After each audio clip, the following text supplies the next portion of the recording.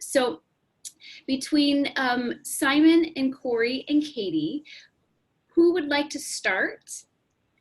Do you have that planned out?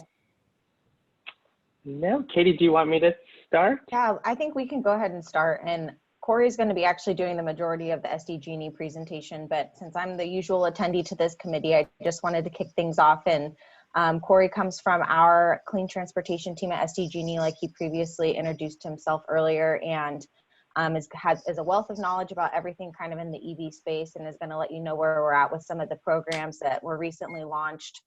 We kind of gave a teaser for them last year when we did the last presentation, but they weren't fully kind of up and running yet. So we're back to kind of talk about where we're at with those. And I'm not going to steal any more of Corey's thunder. So with that, I'll just pass it over to you. Are you going to share the slides, Corey?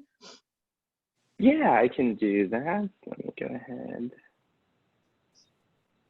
And Corey, you have the tech. Are you pumped? Do you have the host status to share? I believe I do. We're going to find out. Can you see it? Yes, we're good to go. Good. Perfect. Okay, great. Well, thank you everyone for having me here today. Just a quick question, Marcy. Should I take questions during the presentation or should we wait till the end? For timing perspective. Oh, you're on mute. Oh, I think you're still on mute. Sorry, I'm following the Mike Grimm way today. Sorry, Mike. So we have about 30 minutes for you to present. So I feel like I'm gonna leave it up to you. With Zoom format, I think sometimes it's difficult to know if somebody has a question. So if somebody has a question, use the raise hand feature or just wave at me, and Corey, I will let you know if somebody has a question so you don't have to keep your eyes on the participants. Perfect, I appreciate that. All right, so before we jump in, like Katie mentioned, I just kind of want to give a high-level update on some of where our programs are at. So with that, we'll go ahead and jump into our first one, which is our Power Your Drive for Fleets program. So we're very excited about this program. Under this, we plan to install charging infrastructure for a minimum of 3,000 commercial electric vehicles with a minimum of 300 sites and at least 2 EVs per site. So some of you might have saw some media coverage that we received last week because we officially kicked off this program a couple weeks ago. We're very excited about this as our interest list is building and beta sites are onboarding. So this program is applicable to Class 2 through 8 on-road and off-road vehicles.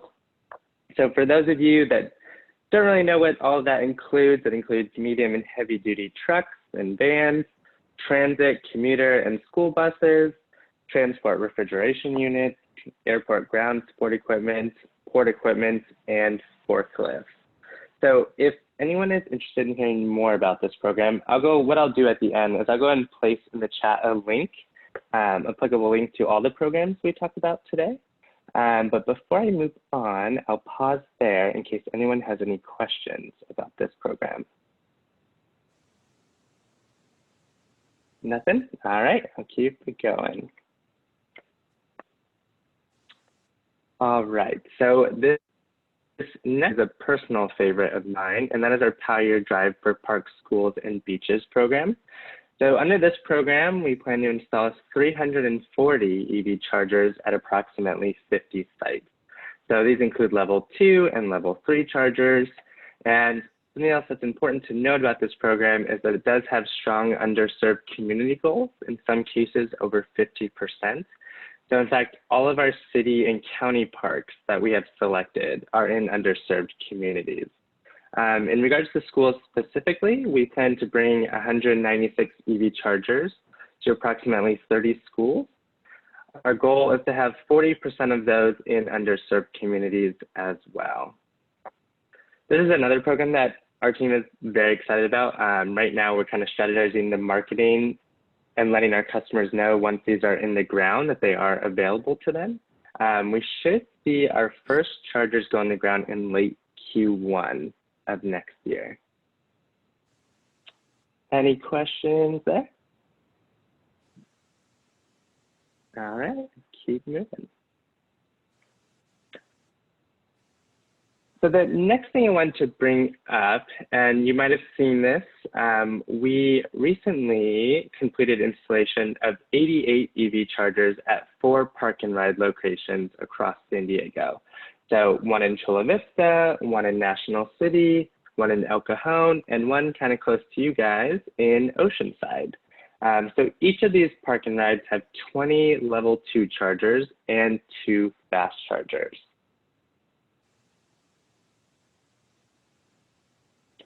And then I wanted to bring up kind of our pending programs that are currently sitting with the California Public Utilities Commission.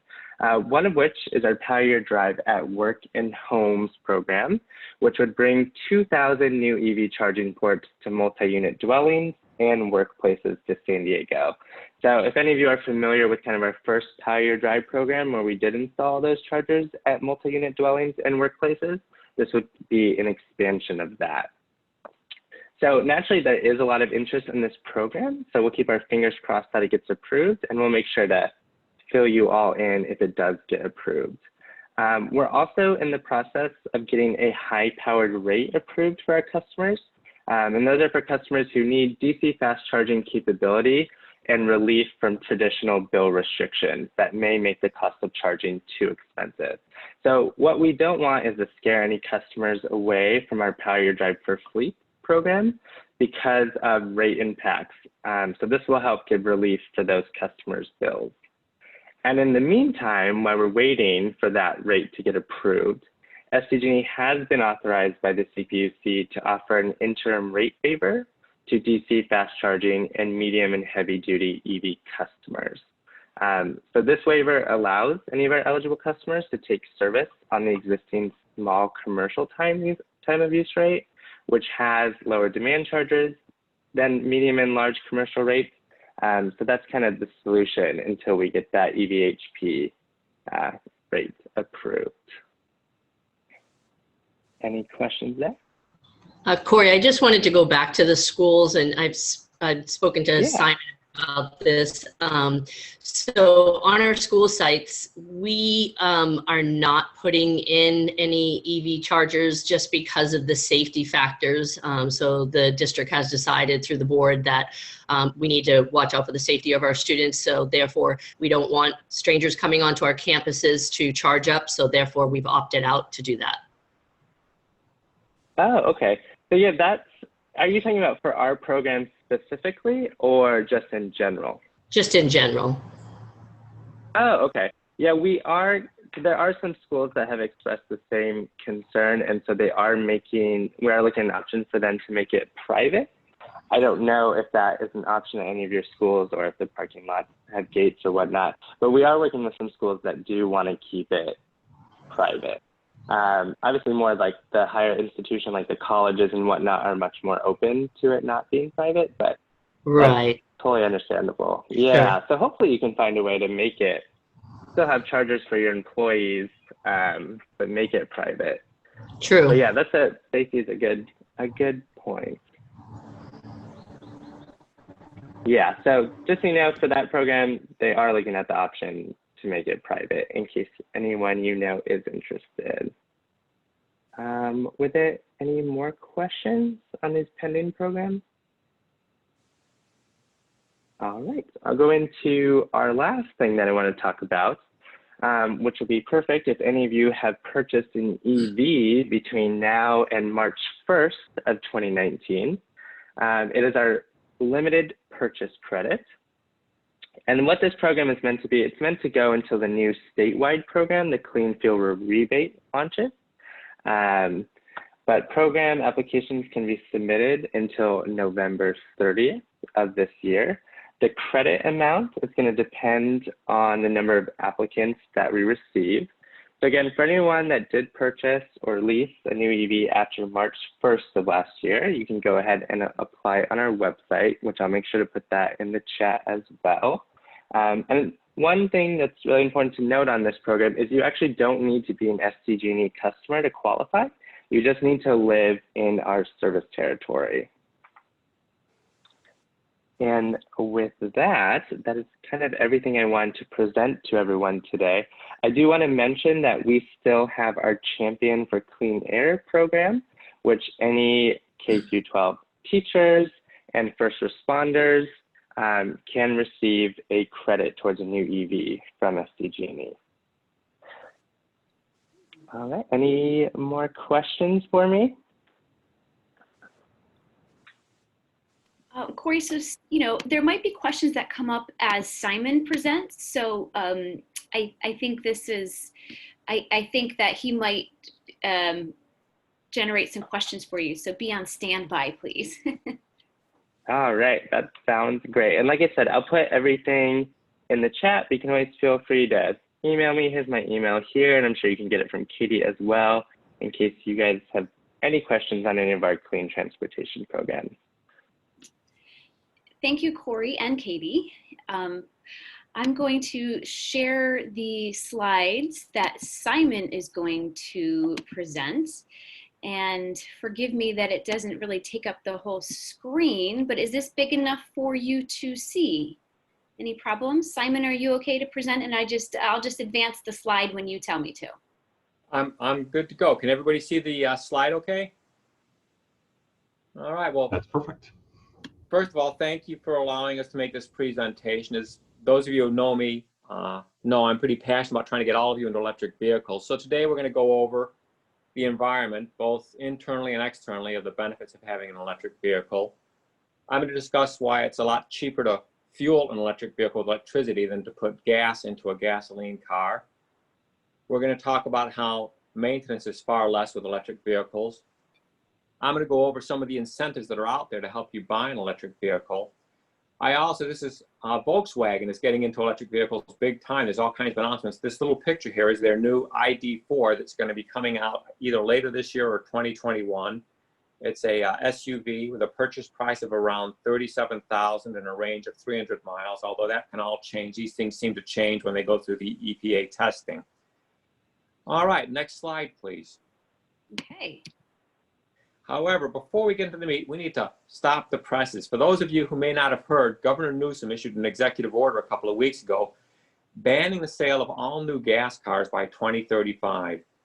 And when you look at that in context of the prior executive orders issued by the Brown administration, you have one advocating for 250,000 electric vehicle chargers by 2025 and to have 5 million electric vehicles on the road in California by 2030. This shows that California has a very strong public policy to promote electric vehicles, and that'll become more apparent if you go through some of these candidates. And on the breaking news, I don't want this to be a partisan presentation here. Both presidential candidates expressed support for electric vehicles, which I'm thrilled about. And that's all I want to do as far as talking politics. Next slide, please. So as I said about the environment, this is, as Mike well knows, this is from the Carlsbad's Climate Action Plan. And it shows that just about half of all our greenhouse gases come from the transportation sector, which when you think about it is a pretty staggering amount. And so getting an electric vehicle obviously is going to help the environment, but I also want to talk about the internal environment. That is what's going on with us. The American Lung Association in 2019 said San Diego, America's finest city, was the 6th most polluted city for ozone. And they came out with a report just a few weeks ago called The Road to Clean Air.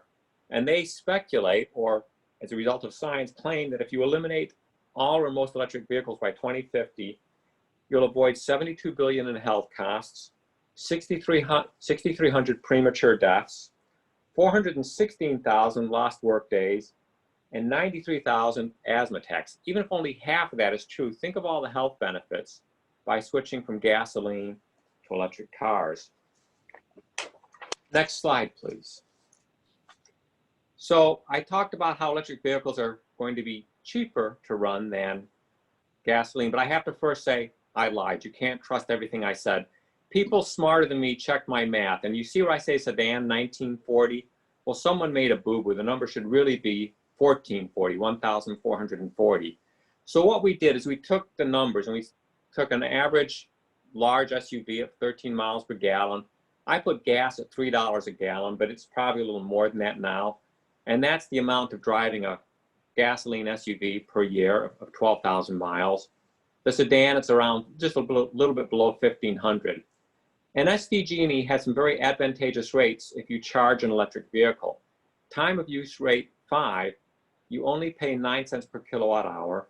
Time of use rate 2, 19 cents per kilowatt hour. On the TOU 5, you also have to pay $16 a month. But suffice it to say, even when you go through all that, if you assume an electric vehicle that gets 4 miles per kilowatt hour, and I know I'm getting all geeky here, but the bottom line is, when you do all the math, it's substantially cheaper to run an electric vehicle on electricity than it is to run a gasoline one.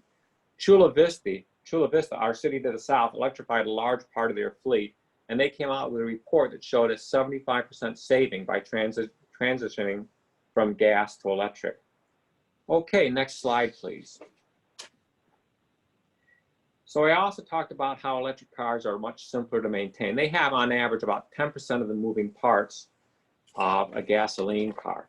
Consumer Reports just came out within the last couple of weeks, 2-3 weeks ago, the report saying that electric cars are about half the cost to maintain and repair as gas cars. It should come as no surprise because electric cars don't have things like multi-gear transmissions, tailpipes, clutch, pistons, crankshaft, rings. You get the idea. And in addition to Consumer Reports, Greenlots, a subsidiary of Shell, came out and said they're about 35% cheaper to maintain. The AAA, the American Auto Association, I've seen articles, they put it at 20%. Whichever source you choose to believe, I don't believe there's much argument that electric vehicles are substantially less expensive to maintain than gasoline. Next slide, please. Another benefit of electric vehicles, never going to go to a gas station again. No more of those irritating 3,000 or 5,000 mile oil changes. No more smog checks. Think about that. Never having to go to that blasted place and having your car plugged in, and no more than what I call the dreaded major services. For those of you who are adherents of following the owner's manual, you know that the oil change every 5,000 or 7,000 miles, you have these, quote, major, end quote, services around 30,000 miles, and it can get quite expensive. Okay, next slide, please. So we're going to talk about green stuff for the green stuff. If you buy a new electric vehicle, other than Tesla and GM, you'll get a $7,500 federal tax credit. The state of California will give you $2,000. Now, there is a limit. If you buy a really expensive electric vehicle, these credits don't apply. Also, as Corey mentioned, first responders and teachers get a $1,000 credit. And Corey also discussed the EV limited credit that's available. And this is great. There's other no, that's fine. You're anticipating just fine. There's a clean vehicle assistance program that permits people to buy used electric vehicles, and you can get up to $5,000 towards the purchase of a used electric vehicle and up to $2,000 towards the purchase of an electric vehicle charging station, that's EVSE, for low to moderate income. So you might think, well, gee, am I really going to fit within that? And you'd be surprised how to define low to moderate income. Next slide, please. So there it is. If you're by yourself, it's $51,000 or below. If you're a family of 4, it's $104,000 or below. And we're also, some of us in the Sierra Club are trying to promote Carlsbad to adopt an exciting program that Mike Grimm has heard me talk about ad nauseum. We have a proposal that's been floated out to the council, and Mike Grimm's hearing about it. And the idea is to have Carlsbad pay $250 or $500 to Carlsbad residents who purchased an EV from a Carlsbad dealership. It's being done by the Pasadena Water and Power people, and we think it'd be a great idea to promote or jumpstart electric vehicles and also promote business within Carlsbad. So we do have that program out there that's not anywhere near adopted as right now. It's just a idea, but if you talk to your council members, please indicate support for it. Okay, next slide, please. So if you're at all interested in getting an electric vehicle, there's all kinds of places to look. You can go to Auto Trader, myev.com for used electric vehicles. Hyundai Kearney Mesa Hyundai Kona recently presented to the Electric Vehicle Association of San Diego. They tell us they have 41 electric Konas. These are small SUVs with over 200 miles range, available for test drives. This is from Costco. You can get a Chevy Bolt with a lease. I forget, it's a couple thousand down, but it's $200 a month for this Chevy Bolt. And the Costco program, I believe, is through January. And the Chevy Bolt's a great car. It gets over 200 miles range. It's about 259 miles range. If you get certified pre-owned cars, like Tesla has certified pre-owns, Chevrolet has certified pre-owns, you can get a good, decent used car for not a lot of money. Most important thing, these cars are fun to drive. They have instant pickup, they have regenerative braking, and they're so quiet. Low center of gravity, great handling.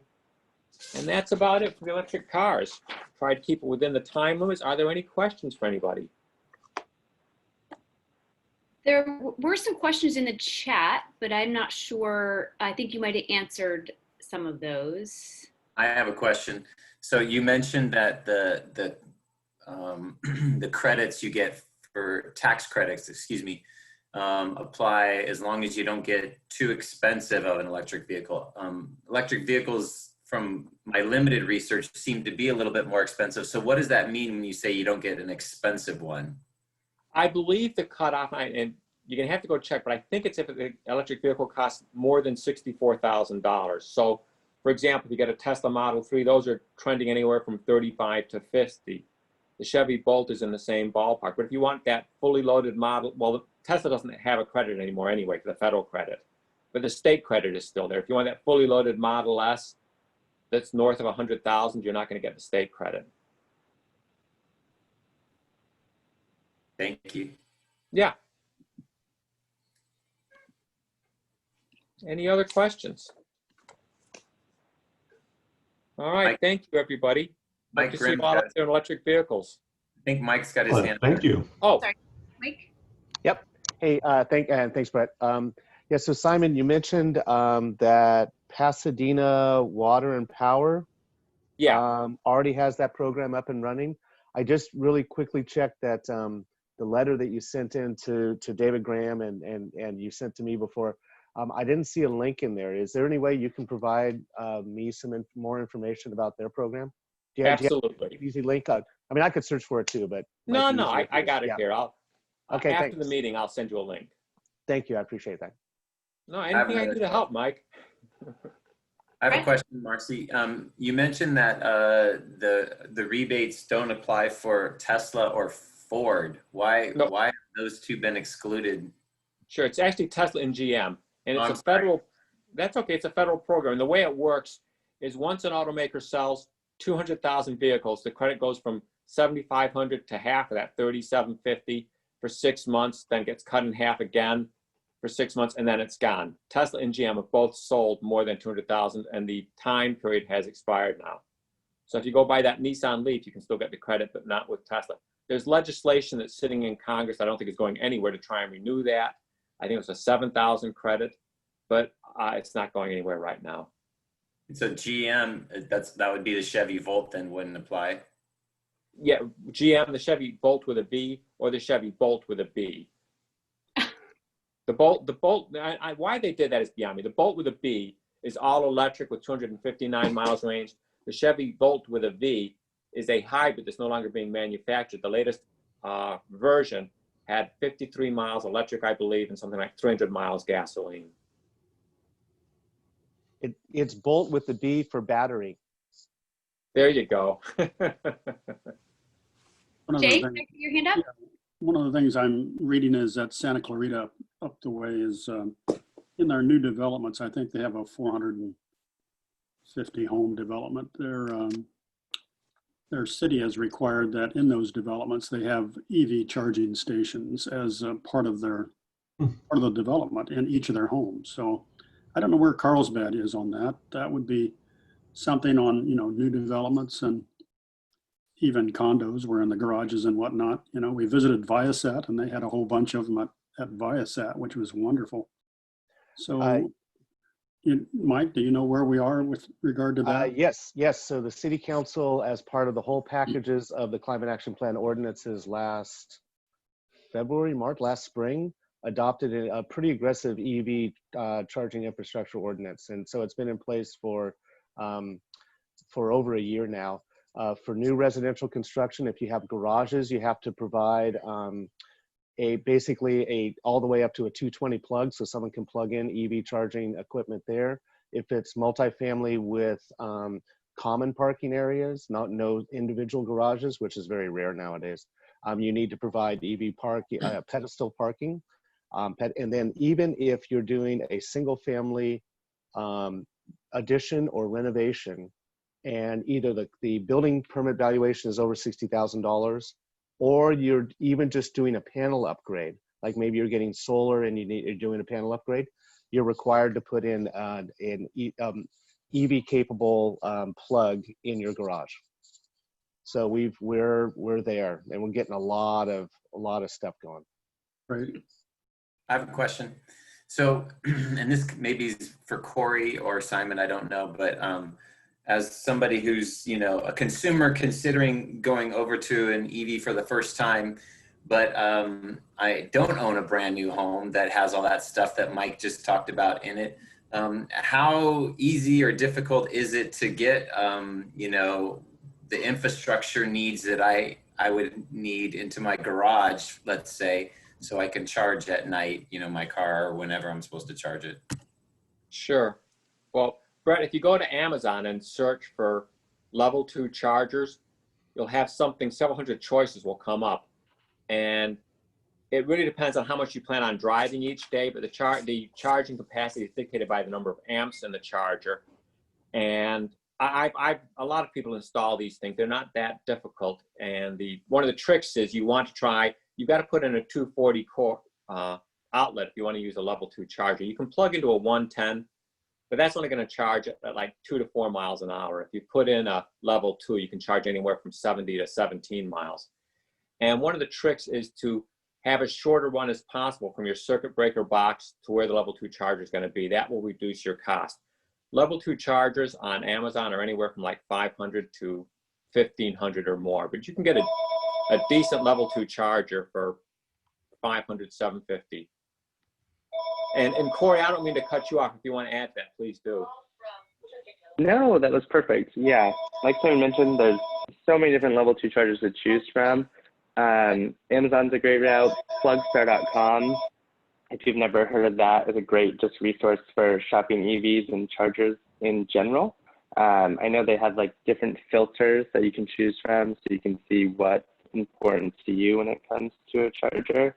And then also, like Simon mentioned, the cost can vary. And I think one important thing is to make sure that you have an electrician look at it that's familiar with putting putting chargers in your home, and probably has some good connections with that. I think Electric Auto in general has some good connections with electricians that are probably some members of the group. And then Plugstar.com also has an electrician finder as well. Well, thanks for thinking chamber first. We appreciate that.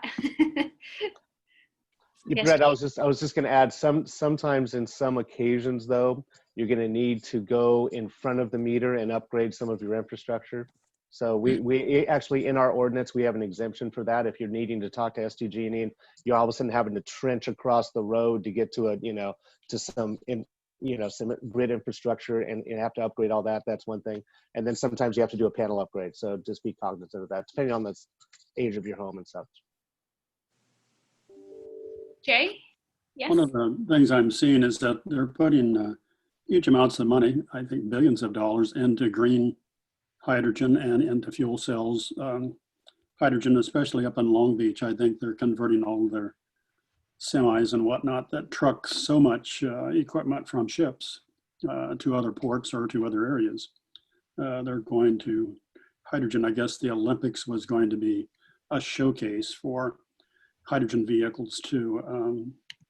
So what do you see the transition here is between, I guess, fuel cells and hydrogen and EV charging stations and the connection between the two? Maybe that's an off-the-wall question. I'm not a fan of hydrogen cars because right now 95% of the fuel for hydrogen cars comes from hydrocarbon fuels. So we're not reducing our dependence on foreign oils. But that's just me being a biased, prejudiced EV electric vehicle member. Yeah, well, I guess there's a difference between, green hydrogen and blue hydrogen, with regard to how it's made. One is just by decomposition of water. the green hydrogen. Anyway, leave it there. Any other questions for Simon or Corey or Katie? We do have a few minutes, but this would be a good time to download the chat because there's been a lot of really great resources that have been put there. And we'll also collect this and make it available as well. So thank you very much. We appreciate you taking the time to present this to us. I'm going to, hold on.